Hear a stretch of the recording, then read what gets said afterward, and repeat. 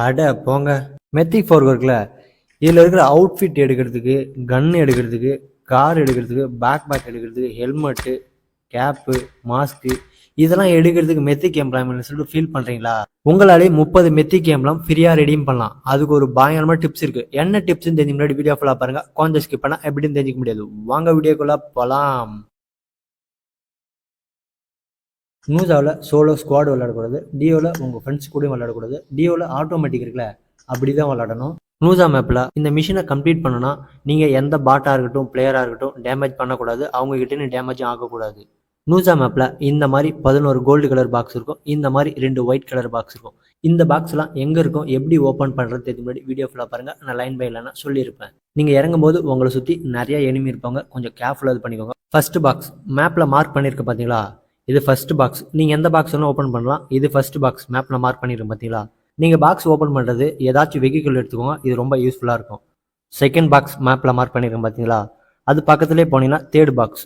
நீங்கள் அப்படியே மேடு ஏறி போனீங்கன்னா இதில் மேப்பில் மார்க் பண்ணியிருக்கேன் பார்த்தீங்களா, இது ஃபோர்த் பாக்ஸ். மேலேருந்து கீழே இறங்கினா கீழே இருக்குது பார்த்தீங்களா, இது ஃபிஃப்த் பாக்ஸ். இது வரைக்கும் பாருங்கள், இதுதான் சிக்ஸ்த் பாக்ஸ்.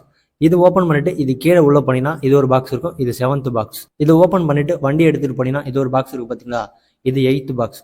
இதுக்கப்புறம் இது ஒன்று பாக்ஸ் இருக்குது பார்த்தீங்களா, இது நைன்த் பாக்ஸ். இது வரைக்கும் நம்ம வெளியே பார்த்தீங்கன்னா 9 பாக்ஸ் தான் ஓப்பன் பண்ணியிருப்போம். மீதி 2 கோல்டு கலர் பாக்ஸும் மீதி 2 ஒயிட் கலர் பாக்ஸும் ஓப்பன் பண்ணுறதுக்கு நம்ம ஒரு பெரிய தீவுக்கு போகணும்.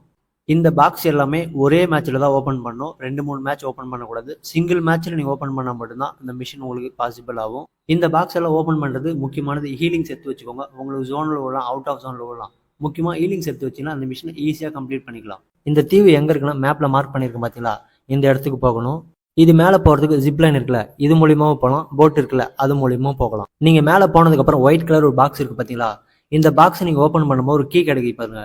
இதுக்கப்புறம் தான் மந்திர வித்தியா இருக்குது. நீங்கள் அந்த கீயை பிக் பண்ணதுக்கப்புறம் உங்களுக்கு இந்த மாதிரி டிஸ்டன்ஸ் கம்மிக்குது பார்த்தீங்களா, அது பக்கத்தில் போய் ஓப்பன் கொடுங்க. ஓப்பன் கொடுத்ததுக்கப்புறம் ராஜ கோக மாதிரி இருக்குது பார்த்தீங்களா, பார்க்கவே அந்த அளவுக்கு சூப்பராக இருக்குது பார்த்தீங்களா.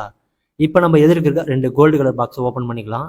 இப்போ நம்ம 11 கோல்டு கலர் பாக்ஸ் ஓப்பன் பண்ணிட்டோம். ஒயிட் கலர் பாக்ஸ் 1 ஓப்பன் பண்ணிட்டோம். இது எதிர்க்கு இருக்குது பார்த்தீங்களா, இதுதான் ஒயிட் கலர் செகண்ட் பாக்ஸ். இது ஓப்பன் பண்ணுறது மூலிமா தான் 30 மெத்திக் எம்ப்ளம் ஃப்ரீயாக ரெடீம் பண்ண போகிறோம். இப்போ இந்த ஒயிட் கலர் பாக்ஸை ஓப்பன் பண்ணிடலாம். இந்த ஒயிட் கலர் பாக்ஸ் ஓப்பன் பண்ணதுக்கப்புறம் எனிமி கிட்ட சாகவே கூடாது. ஜோனில் மட்டும்தான் சாகணும். அப்போ மட்டும்தான் உங்களை இன்வென்ட்ரியில் ஆட்டோமேட்டிக்காக ஆட் ஆகிடும்.